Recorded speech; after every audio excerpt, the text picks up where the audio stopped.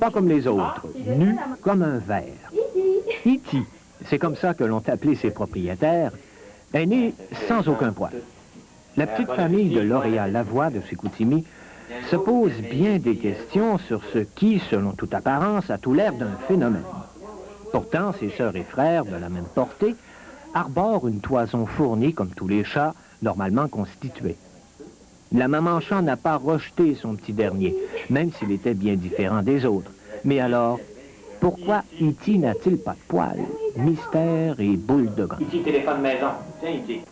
Il fallait bien faire quelque chose, obtenir des réponses aux nombreuses questions que soulevait l'existence du petit chaton sans poils. E.T. a donc effectué sa première balade en automobile, destination le vétérinaire. Peut-être est-il malade.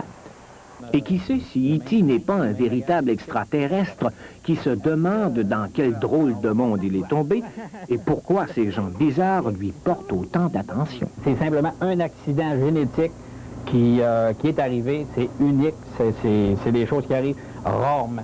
C'est des choses qui sont quand même rapportées dans la littérature de temps à autre. Il y a un chat qui s'appelle le chat sphinx qui ont essayé de développer une race sans poils comme ça.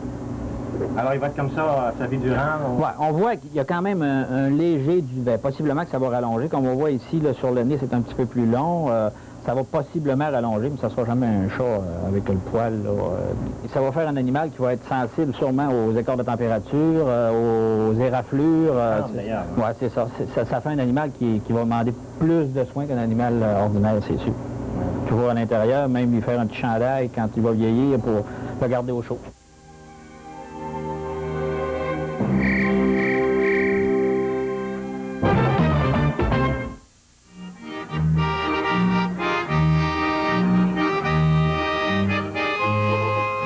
Un pique-nique dominical sur un tapis de verdure, rien de plus agréable et de plus estival, direz-vous, sauf que celui-ci sort un peu de l'ordinaire.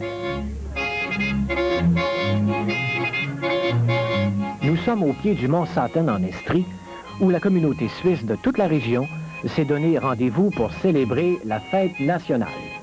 Excellents fermiers, les immigrants suisses se sont installés en grand nombre en Estrie.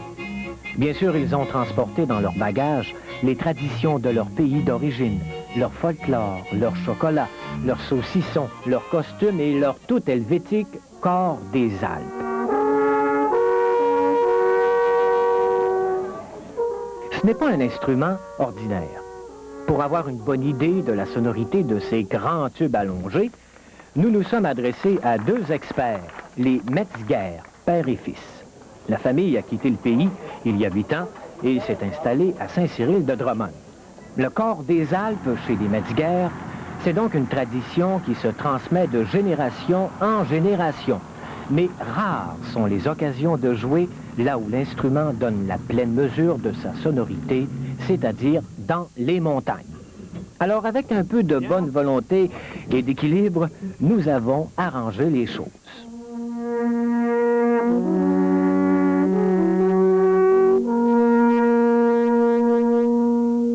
Le corps des Alpes est fait en épinette elle-même. Oui.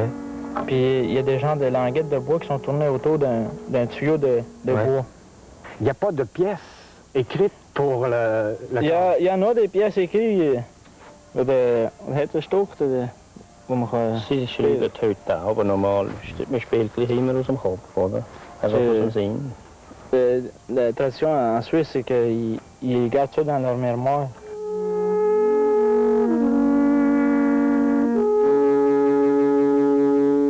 La tradition du corps des Alpes, c'est des échos des montagnes. Oui. Ça permettait aux gens à l'époque de communiquer entre eux. Oui, c'est ça. Entre deux montagnes qui sont face à face. Oui. Il y en a un qui joue, puis l'autre, il émet l'écho.